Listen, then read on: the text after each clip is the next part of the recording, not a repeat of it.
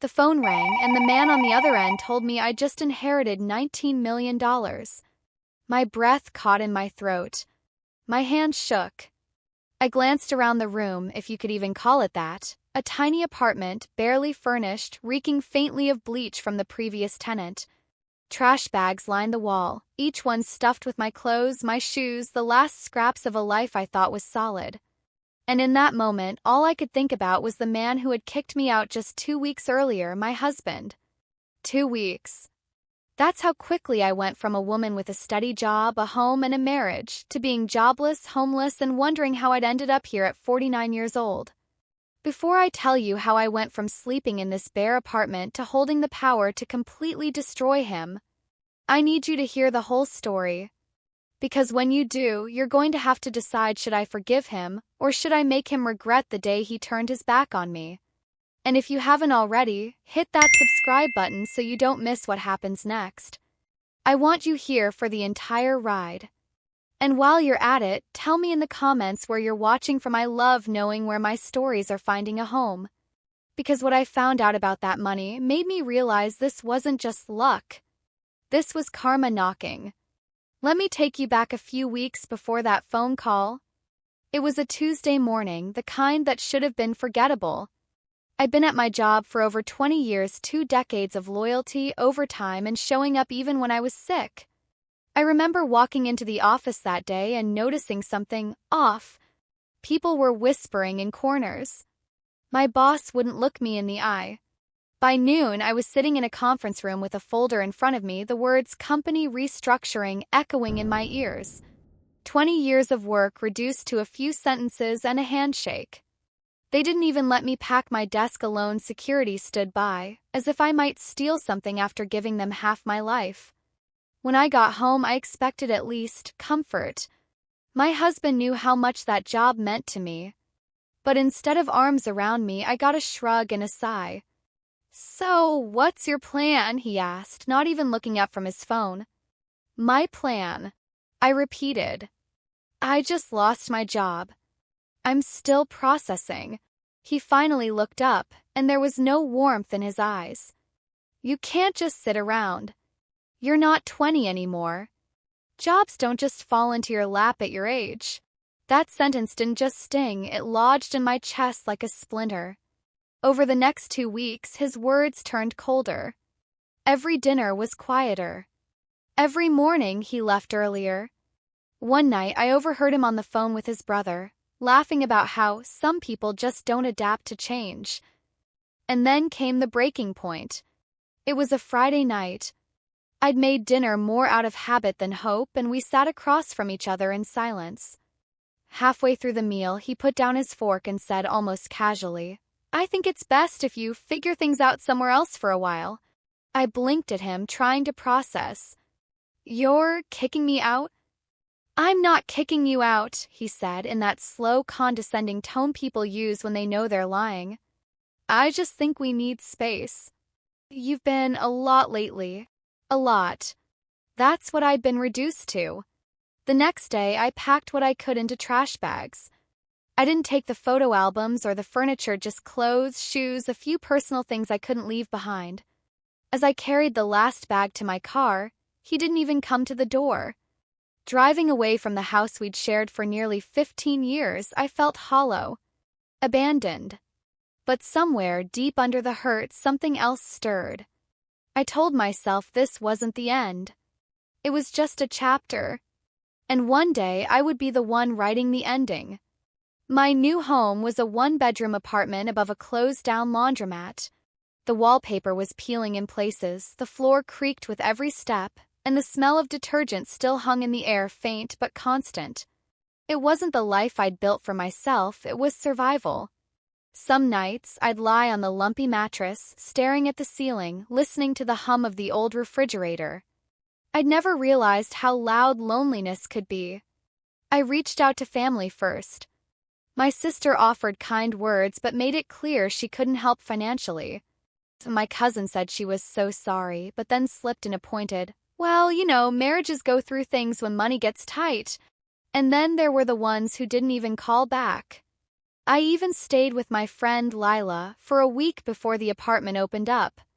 She was generous, but every time I unpacked my bag in her guest room, I felt like an intruder in my own life. The worst part wasn't the apartment or the cold calls from bill collectors or even the way I'd count coins for groceries. The worst part was running into people from my old life. One afternoon, I was in the discount grocery store comparing prices on canned soup when I heard a familiar voice behind me. "Is that you?" I turned to see Janet, a mutual friend of mine and my husband's.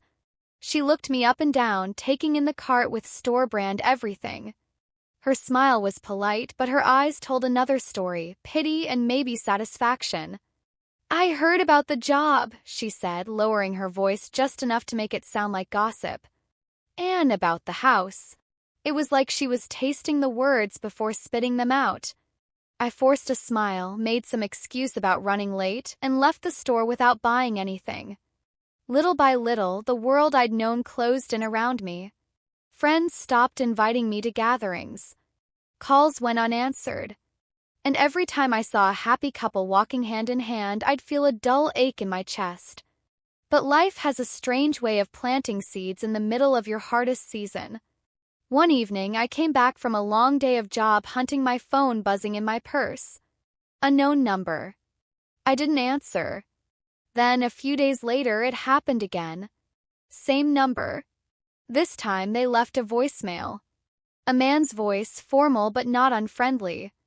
Something about important personal matters, and please return this call at your earliest convenience. I assumed it was a debt collector and ignored it. But then a letter arrived. Thick cream envelope. No return address. My name written in a careful, deliberate hand. Inside was a single sheet of paper with a law firm's letterhead and just 2 lines. "We have been trying to reach you regarding an inheritance. Please contact us immediately." I stared at it, my mind racing. Inheritance? From who?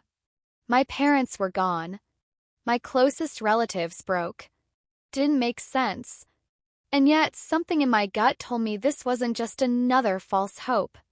Something told me my life was about to change in a way that would make every sleepless night in that apartment worth it. I just didn't know yet that change was going to come with choices I'd never imagined having to make. When I finally called the number, my heart was pounding so hard I could hear it in my ears. A man picked up on the first ring. "Mrs. Carter?" His voice was crisp, practiced, the kind of tone that makes you sit up straighter without realizing it. "Yes, this is she." "This is Daniel Brooks from Brooks and Harlan Law. I've been trying to reach you for a couple of weeks now." "I got your letter," I said cautiously. He didn't waste time. "Mrs. Carter, I'm calling to inform you that you are the sole beneficiary of the estate of Mr. Henry Wallace. The estate is valued at approximately $19 million. I blinked. "I'm sorry, what?" "19 million, he repeated, as though my disbelief were routine.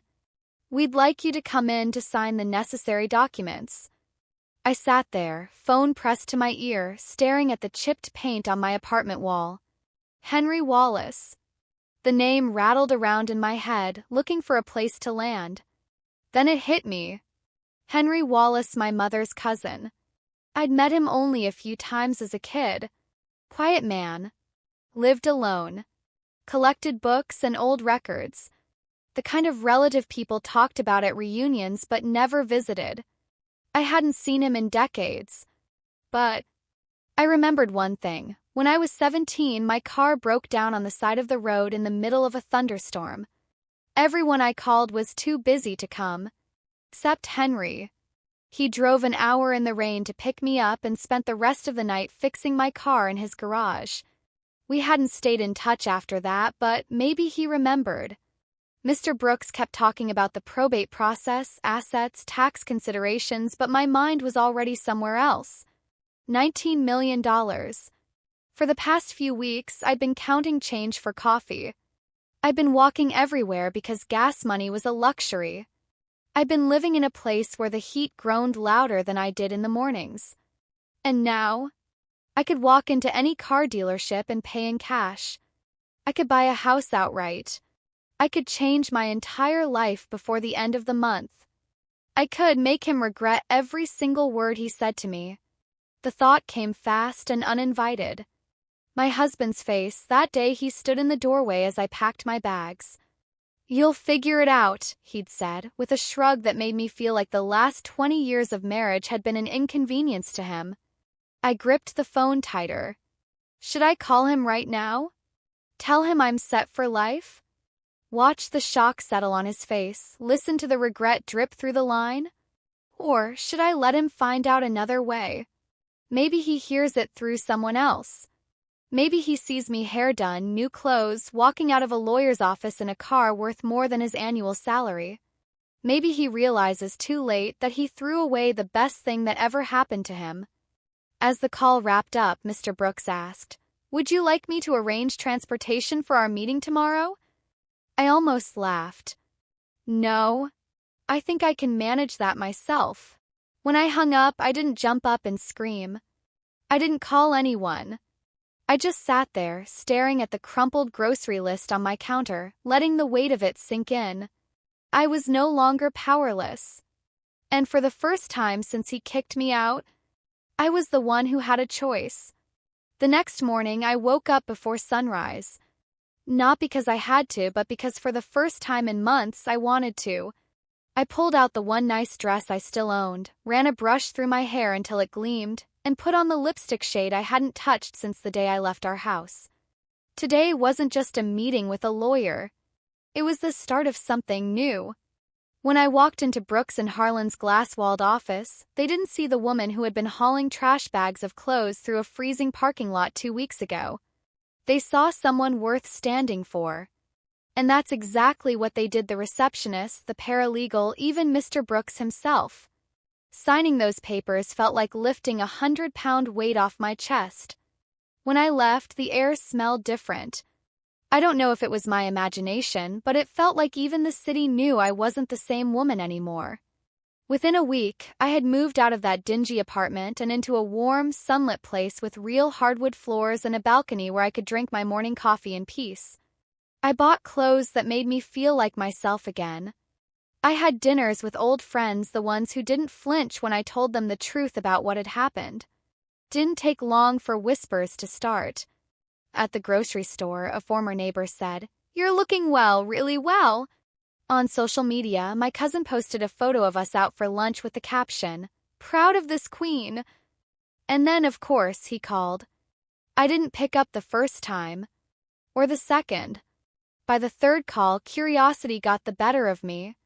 "Hello," I said flatly. There was a pause. Then, his voice softer than I'd ever heard it. "Hey. I just wanted to check in. I've been thinking a lot about us." About us. I let him talk. He said he'd been under a lot of stress, that he'd handled things badly, that he missed me. The words I made a mistake slid in like he thought they might fix everything. "I've been meaning to call sooner," he added, "but I didn't know if you'd want to hear from me." I thought about the nights I'd stared at a cracked ceiling, wondering how I'd pay for groceries. The way he didn't even watch me drive away. And now here he was, his voice thick with a kind of urgency that had nothing to do with love and everything to do with the fact that he'd heard my life had turned around. I didn't say much. Just enough to keep him wondering. When I hung up, I stood by the window of my new apartment, looking down at the street. Cars passed, people hurried by, and I realized I didn't feel small anymore. The balance had shifted. For the first time in our marriage, and maybe in my life, I wasn't the one hoping to be chosen. I was the one who got to choose. When he suggested we meet for coffee, I almost said no. Almost. But something in me wanted to see his face, to watch him look at the woman he'd thrown away. Not out of spite, but for closure. Cafe was small, warm, the kind of place where the smell of fresh bread wraps around you like a blanket. I arrived 10 minutes early, ordered my latte, and sat near the window. The light caught on my bracelet, a gift I'd bought myself last week without asking anyone's permission. He walked in right on time, wearing that same jacket I'd once mended for him. His hair was a little thinner, his eyes a little more tired. But his smile was rehearsed. "Wow," he said, sliding into the seat across from me. "You look amazing." I thanked him politely. He started talking right away, filling the air with apologies, half-explanations, and promises. Words about starting over, about putting the past behind us. He even reached across the table at one point, as if touching my hand might erase the memory of the night he told me to leave. I let him talk, because while he spoke, I studied him, not just the lines on his face, but the way he kept glancing at my clothes, my bag, my watch, like he was trying to put together the puzzle of my sudden transformation. Finally, he said it. The line I'd been waiting for. "I heard things have been going well for you lately." There it is, I thought. The crack in his voice told me everything I needed to know. So I smiled. Not the brittle, defensive smile I'd worn in our marriage, but the calm, steady smile of someone who knows her own worth. "I'm doing just fine," I said. "Better than fine." There was a long pause. He looked at me like I'd slipped through his fingers and he was just realizing it. I could have told him about the inheritance right then. Watched the exact moment his expression changed from curiosity to regret. I could have told him that the woman sitting across from him had more money in her account than he could imagine. But I didn't. Instead, I asked him a simple question. Why now? He hesitated, sipped his coffee, avoided my eyes. That was my answer. We finished our drinks in silence, the kind that says more than words ever could. When we stood to leave, he hugged me tentative, like he was afraid I might pull away. And maybe I did, just a little. Outside, the air was crisp. I watched him walk toward his car, his shoulders slightly hunched. I don't know if it was the cold or something else. And here's the thing, I didn't tell him no. But I didn't tell him yes either. I left him in that limbo, wondering if he still had a place in my life or if I'd let him watch me live it from a distance. 'Cause the truth is, money doesn't change who you are. It just shows the world who you've been all along. And that day, I realized I didn't need to prove anything to him. I only needed to decide what I wanted. So now I'm asking you, yes, you watching this. If you were me, would you forgive him? Would you let him step back into your life? Or would you let him watch from the sidelines while you live your best life without him? Tell me in the comments, I'm reading every single one.